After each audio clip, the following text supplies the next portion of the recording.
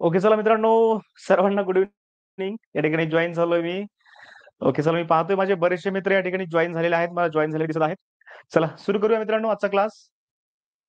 बघा, आपण बघतोय मित्रांनो, मानसिक क्षमता चाचणी हा जो विषय आपला मानसिक क्षमता चाचणी या विषयामध्ये आपण पाहतोय खालील दिलेल्या पदांपैकी वेगळे पद ओळखा हा आपला या ठिकाणी टॉपिक सुरू आहे मित्रांनो. वेगळे पद ओळखणे, ऑड मॅन आउट, म्हणजे तुम्हाला चार कुठल्याही बाबी दिल्या असतील, तुम्हाला कुठल्याही थिंग्स या ठिकाणी दिल्या असतील, कुठल्याही तुम्हाला वस्तू जर दिल्या असतील, तर त्या वस्तूंमध्ये वेगळी वस्तू कोणती आहे आणि का आहे हे तुम्हाला ओळखता येणं आवश्यक आहे.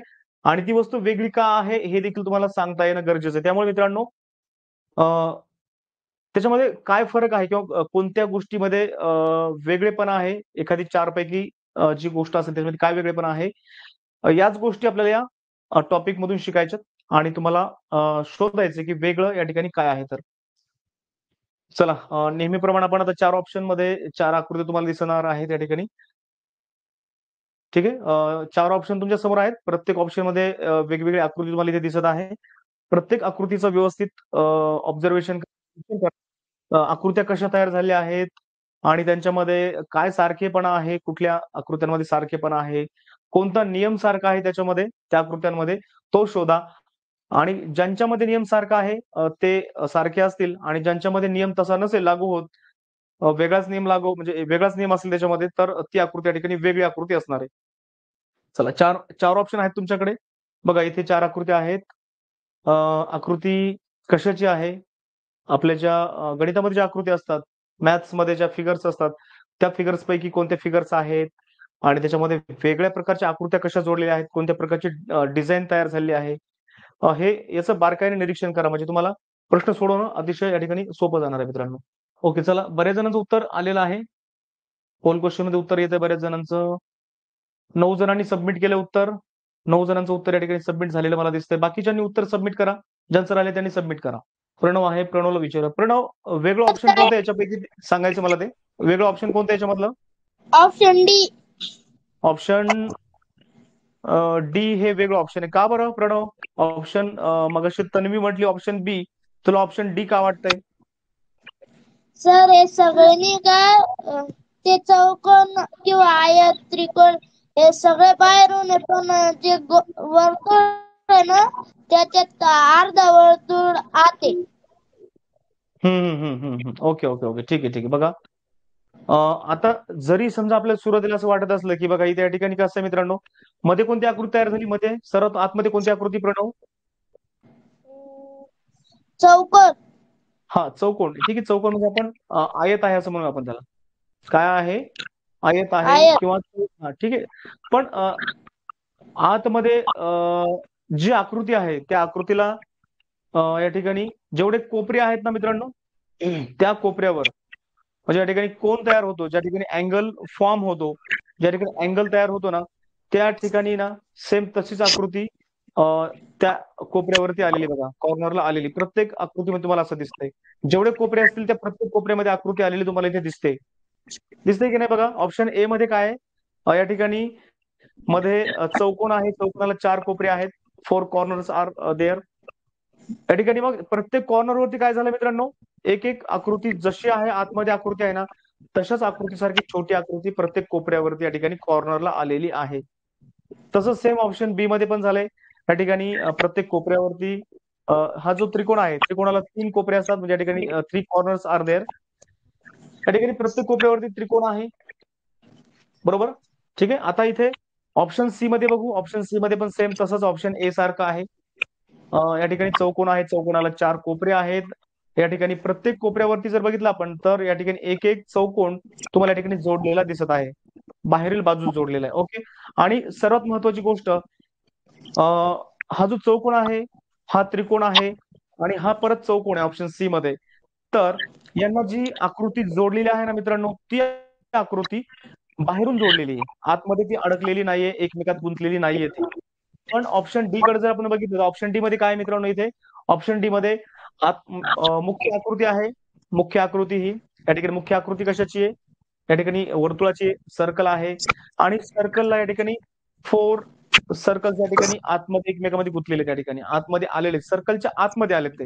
हे चार जे सर्कल तुम्हाला इथे दिसत आहेत ना, पहिलं सर्कल हे या ठिकाणी तुम्हाला इथे दिसतंय. पहिलं सर्कल, हे दुसरं, तिसरं, चौथं, 4 सर्कल जे आहेत ते वर्तुळाच्या आतमध्ये घुसलेले आहेत ते. असं ऑप्शन ए बी सी मध्ये आहे का मित्रांनो? तसं नाहीये. तसं नाहीये. कदाचित काय होतं माहितीये का, घाई गडबडमध्ये आपण काय करतो, घाई घाईमध्ये अरे इथे बाहेरून 4 आकृत्या जोडल्यात, ऑप्शन ए मध्ये 4 आकृत्या जोडल्यात, ऑप्शन सी मध्ये 4 आकृत्या जोडल्यात, ऑप्शन डी मध्ये पण 4 आकृत्या जोडल्यात, 4 आकृत्या आहेत बाहेरून. असं आपण करतो, असा विचार करतो आपण, आणि नंतर ऑप्शन बी हे वेगळं आहे असं आपण ठरवतो. बरोबर? मग असं न करता, घाईघाईने निर्णय न घेता, व्यवस्थित विचार करायचा, व्यवस्थित निरीक्षण करायचं, आणि मग ठरवायचं की वेगळी आकृती कोणती असेल आणि का असेल. ओके, आलं लक्षात सर्वांच्या? काय याच्यामध्ये कोणता नियम लागू झाला? ऑप्शन ए, सी आणि D option sorry option A, B आणि सी मध्ये काय, कोणता नियम लागू आहे? जशी आकृतीमध्ये आहे तशीच आकृती बाहेरील बाजूस आलेली आहे, आणि जेवढे कोपरे असतील त्या कोपऱ्यावरती आलेली आहे. आता आपण इथे हे जे सर्कल आहे किंवा हे जे वर्तुळ आहे ना, याला किती कोपरे असतात प्रणव? वर्तुळाला किती कोपरे असतात? 0. 0 कोपरे असतात. Very good, good answer, correct answer. या ठिकाणी मित्रांनो, वर्तुळ वर्तुळ ही आकृती अशी आहे की वर्तुळाला एकही कोपरा नसतो. कोपरा, ज्या ठिकाणी कोपरा असतो मित्रांनो, त्या ठिकाणी कोन तयार होतो, त्या ठिकाणी अँगल तयार होतो. मग या ठिकाणी जे सर्कल असतं, सर्कलमध्ये अँगल असतो का रे मित्रांनो? नाही. नाही. फक्त अँगल कधी तयार होईल सर्कलमध्ये? ज्यावेळेस आपण 2 त्रिज्या काढल्या, 2 रेडियस जर आपण काढल्या, आणि मग त्या ठिकाणी जो सेंटर पॉइंट आहे किंवा जो वर्तुळाचा जो केंद्रबिंदू आहे, त्याच ठिकाणी त्या 2 त्रिज्यांमुळे कोन तयार होईल. पण आता इथे जे वर्तुळ दिसते तुम्हाला, हे जे वर्तुळ आहे, ह्या वर्तुळाच्या ठिकाणी तुम्हाला कुठेही कोन तयार झालेला दिसणार नाही, म्हणजे कोपरे या ठिकाणी नसणार, कॉर्नर या ठिकाणी वर्तुळाला नसणार आहेत, किंवा वर्तुळाला कोपरे नसतात. म्हणून ऑप्शन डी हे या ठिकाणी वेगळं ऑप्शन आहे. चला पुढचं आपण या ठिकाणी प्रश्न घेऊया.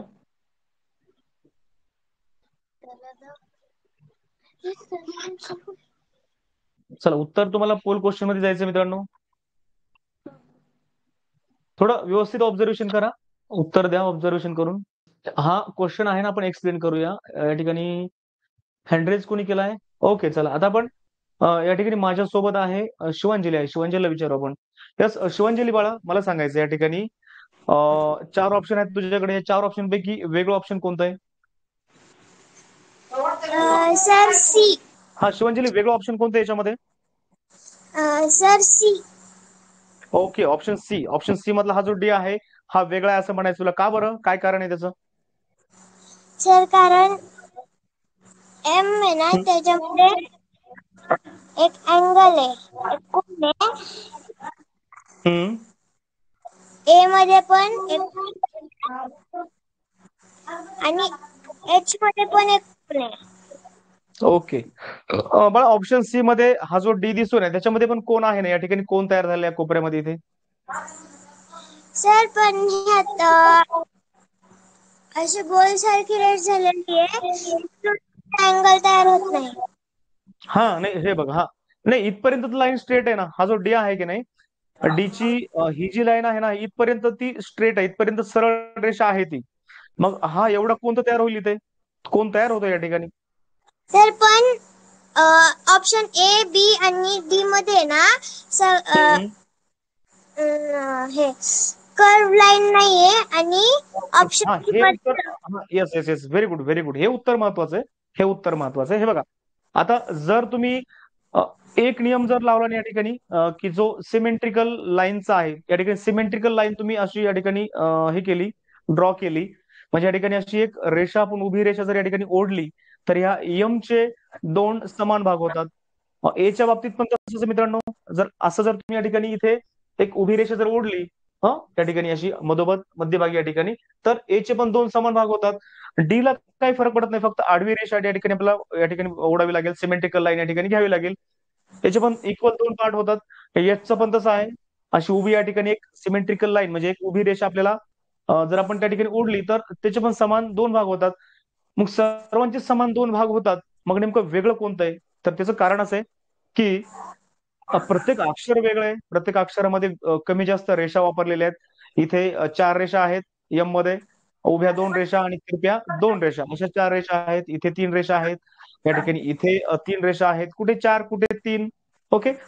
मात्र फरक कशामध्ये माहिती का? इथे इथे फरक असा आहे की ऑप्शन ए मध्ये जो एम आहे, इथे बी मध्ये हा जो ए आहे, ए जे अक्षर आहे, आणि इथे शेवटी डी मध्ये एच. म्हणजे एम, ए, एच हे जे अक्षर आहेत ना मित्रांनो, हे अक्षर तयार करण्यासाठी किंवा हे अक्षर लिहिण्यासाठी सर्व ज्या रेषा वापरलेल्या आहेत त्या कशा आहेत? सरळ आहेत. त्या स्ट्रेट लाईन आहेत. त्या कशा आहेत? स्ट्रेट लाईन आहेत. मात्र ऑप्शन डी, आपलं ऑप्शन सी मध्ये जो डी आहे ना, तुम्हाला जो दिसतोय, तिथे एक या ठिकाणी सरळ रेषा आहे, स्ट्रेट लाईन आहे, आणि दुसरी या ठिकाणी कर्व लाईन आहे, म्हणजे या ठिकाणी वक्र रेषा आहे, वाकडी रेषा आहे. बाकी कुठल्याच अक्षरामध्ये कुठलंच अक्षर यम असेल, ए असेल किंवा एच असेल, हे अक्षर काढण्यासाठी किंवा हे अक्षर जे काढलेले आहेत त्यासाठी कुठल्याही अक्षरामध्ये या वाकडी रेषा, वक्र रेषा वापरलेली नाहीये. मात्र ऑप्शन सी मधला जो हा डी आहे, हा डी काढण्यासाठी मात्र काय झालेलं या ठिकाणी एक वक्र रेषा अशी इथे वापरलेली आहे, म्हणून ऑप्शन डी वेगळा आहे. ऑप्शन डी म्हणजे सी मधला ऑप्शन हा जो डी हे अक्षर आहे ते वेगळे, म्हणजे ऑप्शन सी हा या ठिकाणी वेगळा पर्याय मित्रांनो. ओके, क्लिअर झालं? Good job. हा, आता उत्तर बरोबर आलं शिवांजली बाळा तुझं. Good job. ओके, चला आता काय करू आपण?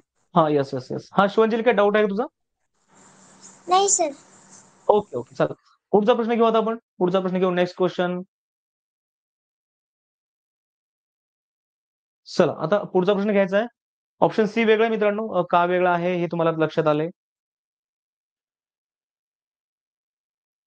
हे बघा, आपण काय शिकलो या प्रश्नामध्ये, की दिलेल्या पर्यायातील अक्षरांचं निरीक्षण केलं.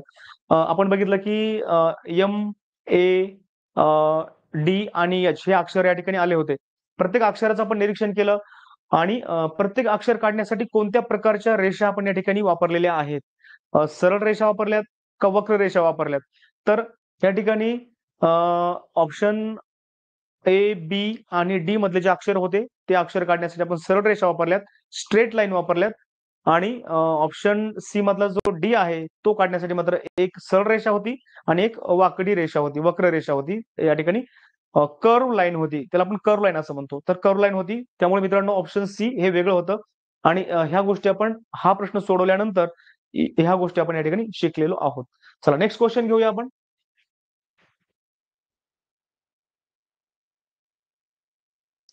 चला मित्रांनो, इथे तुम्हाला 4 आकृत्या दिसत आहेत.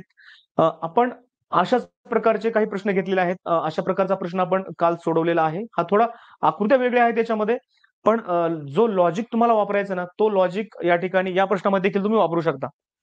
जो लॉजिक तुम्हाला वापरायचा आहे ना, तो या प्रश्नामध्ये लॉजिक तो तुम्ही वापरू शकता, आणि तो लॉजिक वापरून हा प्रश्न सोडवू शकता. चला सांगा मला, की या 4 ऑप्शन पैकी वेगळं ऑप्शन कोणतं आहे? कोणत्या ऑप्शन मधील आकृती वेगळी आकृती आहे? थोडं फास्ट घेऊ आपण. व्यवस्थित ऑब्झर्वेशन करा. आपण आतापर्यंत ज्या ज्या गोष्टी शिकलेलो आहोत त्या गोष्टी या ठिकाणी वापरण्याचा प्रयत्न करा, म्हणजे तुम्हाला हा प्रश्न सोडवण्यासाठी त्याची मदत होईल. आपण प्रत्येक प्रश्न वेगवेगळा घेणार आहोत, आणि काही प्रश्न जे आपण सोडवले आहेत तोच लॉजिक या ठिकाणी पुढच्या प्रश्नामध्ये वापरायचा आहे. फक्त प्रश्न आकृत्या त्या वेगळ्या असतील. मित्रांनो, काय करायचं माहितीये का? एक लक्षात घ्या, सारखं काय आहे, प्रत्येक आकृतीमध्ये ना सारखं सारखं काय आहे ते अगोदर बघा, आणि मग त्याच्यानंतर जे वेगळं आहे ना त्याच्यामध्ये मग काय लॉजिक लावता येईल त्याचा विचार करा थोडासा.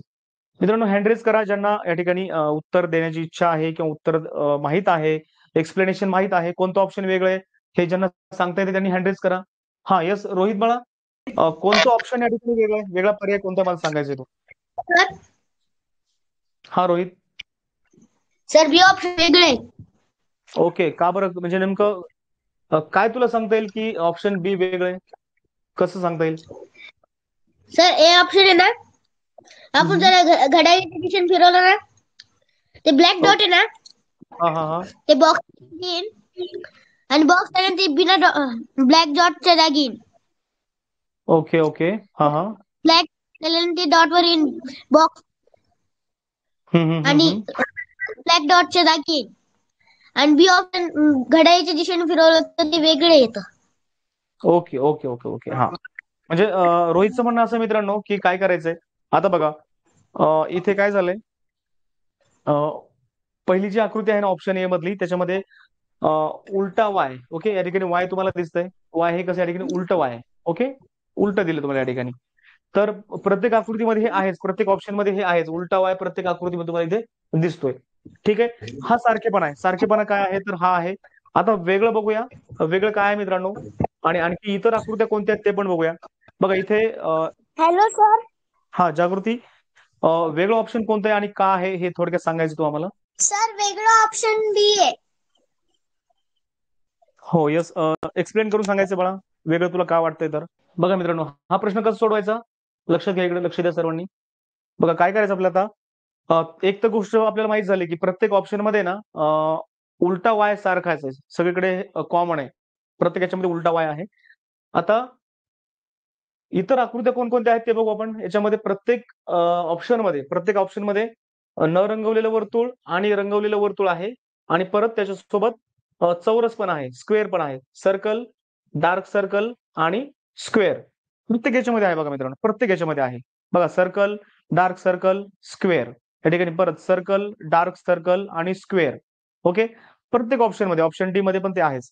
आता आपण एक काम करूया, यांचा आपण नंबर लावूया, यांना नंबर देऊ आपण. नंबर देण्यासाठी आपण काय करू, जर आपण ऑप्शन ए मधले जर ह्या जर 3 आकृत्या जर आपण पाहिल्यात, आपल्या सगळ्यात अगोदर काय दिसतं, आपल्याला दिसतं डार्क सर्कल दिसतं. ओके, डार्क केलेलं सर्कल दिसतं. मग त्याच्यापासून आपण काय करूया, डार्क सर्कल पासून आपण काय करूया, सुरुवात करूया क्रमांक देण्यासाठी. जर आपण डार्क सर्कलला क्रमांक 1 दिला, तर क्रमांक देत असताना आपल्याला एकतर घड्याळाच्या दिशेने क्रमांक देत जायचा आकृत्यांना, किंवा जर आपण घड्याळाच्या दिशेने जर क्रमांक दिले, म्हणजे क्रमांक 1 आपण याला दिला, डार्क सर्कलला दिला, 2 आपण चौरसाला दिला, आणि नंतर तिसरा क्रमांक दिला आपण याला, या सर्कलला, तर आपण घड्याळाच्या दिशेने इथे क्रमांक दिलेत ना, मग तसेच घड्याळाच्या दिशेने क्रमांक इथं पण द्यायचे.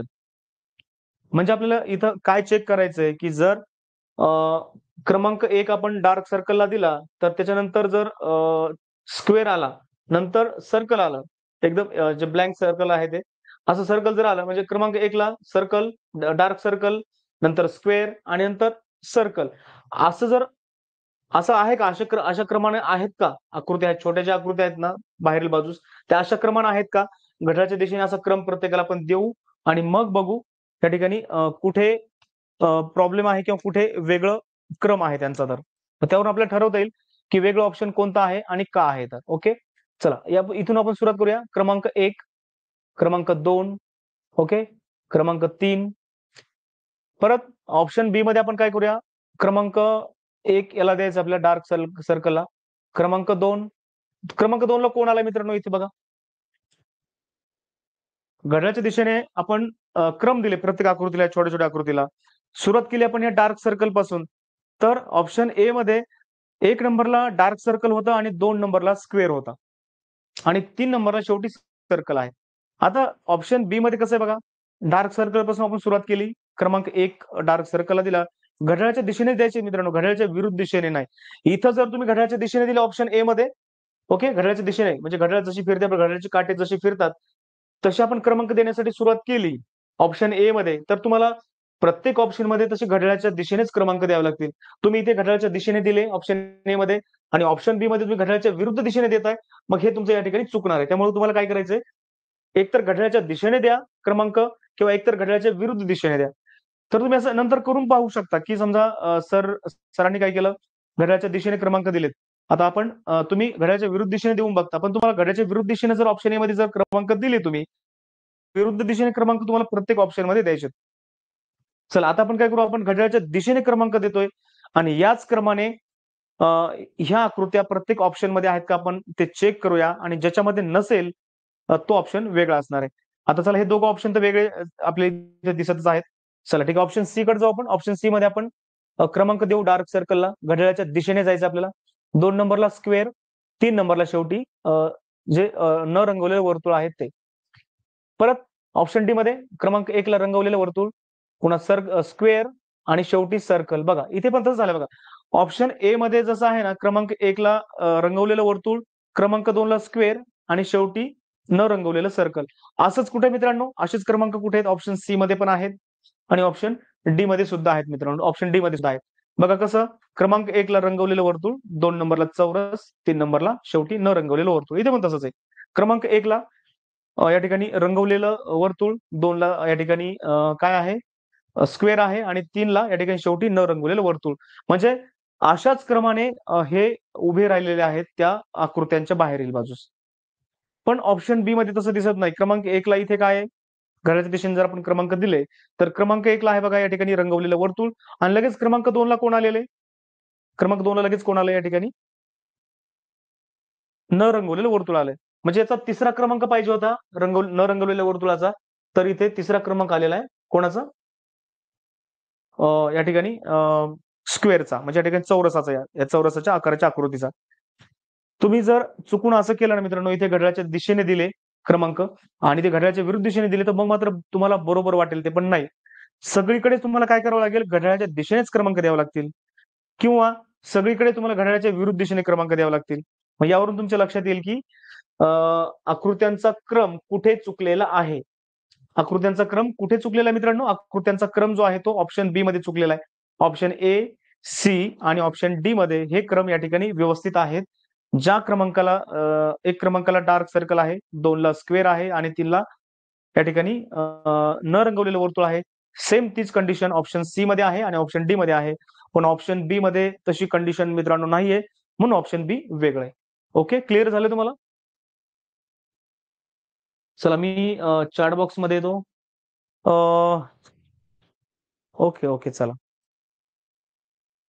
ओके, रोहित म्हणतोय सर क्लिअर झाली स्क्रीन. ओके, येस येस मित्रांनो, येस. तुम्हाला म्हटलं मी काय करा तुम्ही, जर काय असा प्रॉब्लेम आला ना, तर क्लास लगेच बंद करायचा. एका सेकंदामध्ये बंद होतो, एका सेकंदामध्ये परत जॉईन करायचा, म्हणजे 2 सेकंदाचं काम आहे. ओके, ठीक आहे. चला पुढचा प्रश्न घ्यायचा मित्रांनो, पुढचा प्रश्न घेऊया. चला, हा शेवटचा प्रश्न असेल. ऑप्शन बी या ठिकाणी वेगळं आहे. बरं ठीक आहे, चालेल. आपण काय शिकलो याच्यामधून आपण ते बघू अगोदर. आता आपण हा प्रश्न सोडवला, याच्यात आपण काय शिकलो आपण हे बघूया आता. ओके, बघा काय केलं आपण सुरुवातीला, प्रत्येक पर्यायात दिलेल्या आकृत्यांचे आपण बारकाईने निरीक्षण केलं. व्यवस्थित आपण असे डोळे मस्त छान असे मोठे मोठे डोळे केले मित्रांनो. असे तुम्ही मोठे मोठे डोळे केले आणि बघितलं की कोणत्या आकृत्या आहेत, त्यानंतर कोणत्या आकृत्या कोणत्या ठिकाणी आहेत, कोणत्या प्रकारच्या आकृत्या आहेत, हे सर्व तुम्ही पाहिलं. ओके, त्यानंतर आकृत्यांचे मुख्य आकृती आणि उप आकृत्या असे वर्गीकरण करता येणे. ओके, ठीक आहे. बघा आता मुख्य आकृती कोणती आणि उप आकृत्या कोणत्या, म्हणजे फिगर, मेन फिगर कोणती आणि सब फिगर कोणत्या, हे आपण थोडक्यात बघूया. आपण 1 मिनिट, थोडंसं हे राहिलं होतं आपलं. बघा आता मित्रांनो, मुख्य आकृती कोणती असते आणि उप आकृती कोणती असते, म्हणजे मेन फिगर आणि सब फिगर, म्हणजे सर्वात मुख्य आकृती कोणती आणि उप आकृती कोणती. आता जर आपण ऑप्शन ए मधली ही आकृती आपण पाहिली, तर ऑप्शन ए मधली ही आकृती पाहिल्यानंतर सर्वात अगोदर आपल्याला सर्वात मोठी आकृती कोणती दिसते मित्रांनो, तर ती मोठी आकृती आहे या ठिकाणी हा जो तुम्हाला दिसतोय, हा जो वाय आहे की नाही, हा वाय.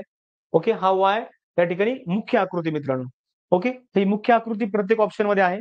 आता उप आकृती कोणती याच्यामध्ये, उप आकृती आहे या ठिकाणी हे जे 2 सर्कल आहेत आणि हा स्क्वेअर आहे, ही आहे मित्रांनो उप आकृती. म्हणजे छोट्या छोट्या आकृत्या ज्या असतात त्यांना उपाकृत्या म्हणायचं, आणि जी मोठी आकृती असते की जी लगेच आपल्याला दिसते आणि आकाराने मोठी असते, त्या आकृतीला काय म्हणायचं, मुख्य आकृती, म्हणजे मेन फिगर म्हणायचं. हे आपण या ठिकाणी म्हणजे तुम्हाला याची मदत होईल मित्रांनो, यासाठी कशासाठी मदत होईल, अशाच प्रकारे प्रश्न सोडवण्यासाठी. ओके, चला अजून काय शिकलो आपण, आकृत्यांच्या मुख्य आकृती आणि उपाकृती असं वर्गीकरण करायला शिकलो. त्यानंतर आपण काय शिकलो, उप आकृत्यांना घड्याळाच्या दिशेने क्रम देणे. बघा आता आपण काय केलंय, ज्या उप आकृती आहेत, म्हणजे ज्या ज्या छोट्या छोट्या आकृत्या होत्या की नाही मित्रांनो, त्यांना आपण काय केलंय, घड्याळाच्या दिशेने क्रम दिलाय.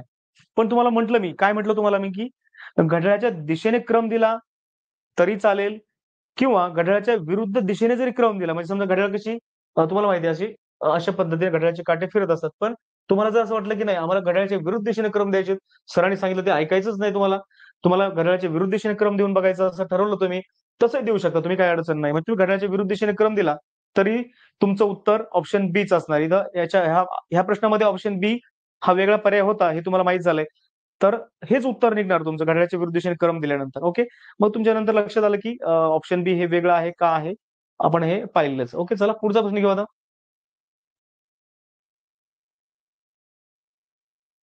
हम्म आता अशा प्रकारचे प्रश्न असतात ना मित्रांनो, यांना थोडंसं आपल्याला घड्याळाच्या दिशेने फिरवावं लागतं, तर त्यासाठी आपल्याला कसं असं आकृत्या अशा वाकडी मान करू करू आपल्याला पाहावं लागतं, अशी अशी करू बरं आहे की नाही. हा, तुम्हाला माहिती आहे, सर्वांना माहिती आहे ते. असं मस्त मजा येते. आता जर बोर्डवर असेल तर मान अशीच करावं लागणार तुम्हाला, आणि जर तुमच्याकडे पुस्तक असेल तर मस्त पुस्तक फिरून बघू शकता तुम्ही. ओके. किंवा वाटलं सर हातामध्ये तुमच्या मोबाईल आहे, मोबाईल फिरवा. तो मोबाईल जर फिरवायची तुम्हाला कंटाळा आला असेल तर मस्त तुम्ही अशी मान तुमची फिरवू शकता, अशी मानेचा व्यायाम होऊन जाईल तुमच्या. ओके. ठीक आहे. चला, प्रश्न सोडवायचा आहे. हा पोल क्वेश्चन स्टार्ट करूया. बघा, प्रत्येक प्रश्नामधून तुम्हाला नवीन काहीतरी शिकायला मिळणार आहे मित्रांनो. चला, ऑब्झर्वेशन करा. आणि एक काम करायचं, थोडंसं पाणी पित राहा मग अधूनमधून. पाणी पिल्यानंतर थोडं आपलं मन ताजंतवानं होतं मित्रांनो. मी पण थोडंसं पाणी पिलं आता. आकृती आहेत तुमच्याकडे 4. व्यवस्थित निरीक्षण करा प्रत्येक आकृतीचं. त्यांना घड्याळाच्या दिशेने असं फिरून बघा. एकाच कंडिशनमध्ये आकृती आणून बघा, तुम्हाला तुमचं उत्तर नक्कीच मिळणार आहे.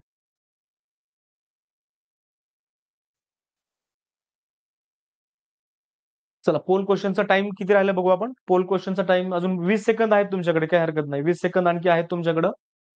सोडवू शकता तुम्ही, आरामात सोडवा.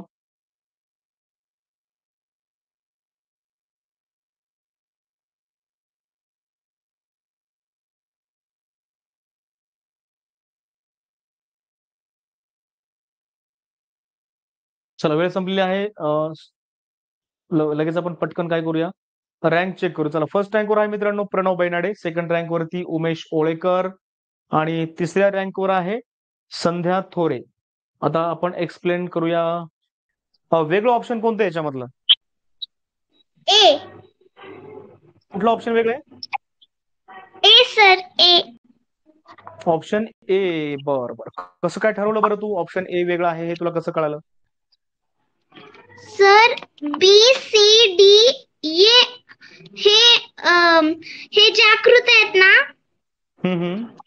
त्यांचं जे कोण आहे ना, खालचा कोण, त्यांचं त्याची बाजू ना, त्याची बाजू डावीकडे आहे. आणि ए आहे ना, ओके. त्याची बाजू उजवीकडे आहे. ओके ओके ओके ओके, अच्छा अच्छा, चालेल चालेल चालेल. बघा, आता ईश्वरीने काय सांगितलंय ना ते बघा आता. आता यासाठी आपल्याला काय करावं लागेल, एक तर तुम्हाला मगाशी म्हटलं मी, तुम्हाला प्रत्येक आकृती जी आहे ना, असं आता तुमच्या हातात मोबाईल आहे किंवा तुम्ही पुस्तकामध्ये आकृती बघितली तर तुम्हाला पुस्तक असं थोडं असं अशा पद्धतीने तुम्हाला ते रोटेट करावं लागेल. तुम्हाला फिरवावं लागेल, घड्याळाच्या दिशेने फिरवा, घड्याळाच्या विरुद्ध दिशेने फिरवा, असं फिरू फिरू प्रत्येक आकृती तुम्हाला चेक करावी लागेल. आणि मग त्याच्यावर तुमच्या लक्षात येईल की म्हणजे तुम्हाला काय करायचंय, या ज्या सगळ्या आकृत्या आहेत ना त्या तुम्हाला एकाच स्थितीमध्ये आणून ठेवायच्यात. एका स्थितीमध्ये म्हणजे कसं माहितीये का, आता बघा, ईश्वरी, आपल्याकडे 4 ऑप्शन आहेत. या 4 ऑप्शन मधल्या कोणत्या आकृत्या एकाच स्थितीमध्ये आहेत? सारख्या म्हणत नाही, एकाच स्थितीमध्ये. Sir, A B C D. नाही नाही नाही बाळा, तसं नाही. मी काय म्हणतोय, एकाच स्थितीमध्ये आहेत, स्थितीमध्ये. आता बघा, माझ्या हातामध्ये पेन आहे बघा, हा पेन आहे. हा पेन आता, ह्या पेनची स्थिती कशी आडवी आहे. आता या पेनची स्थिती कशी उभी आहे.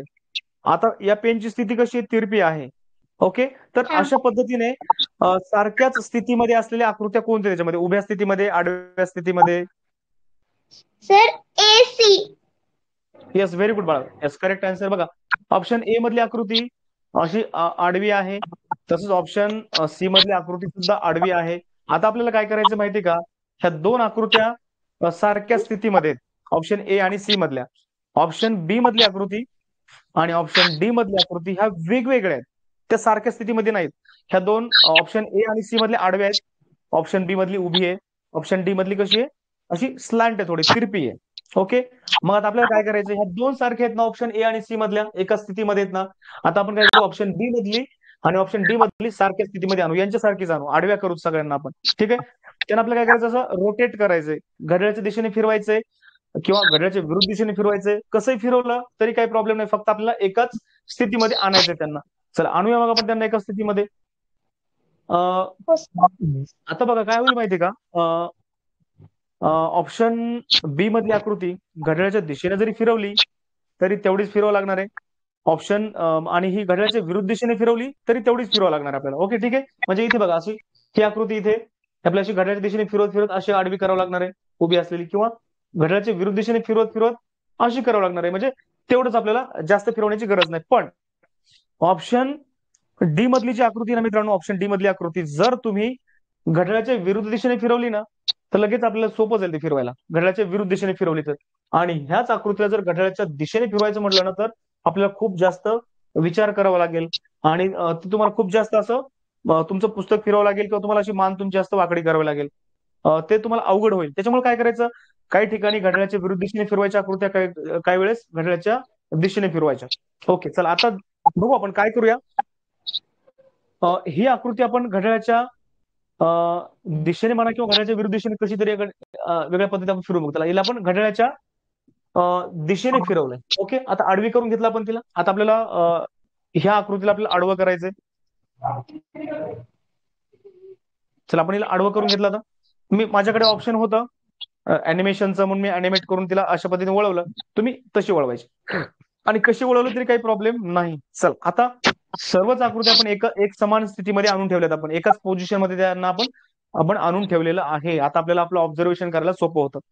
आता बघा इथे काय माहिती का, सुरुवातीला आपण आता थोडं सोप्या पद्धतीने घेऊ आपण. आपण अँगल वगैरे ते तर आपण बघूच, पण आपण सोप्या पद्धतीने बघू.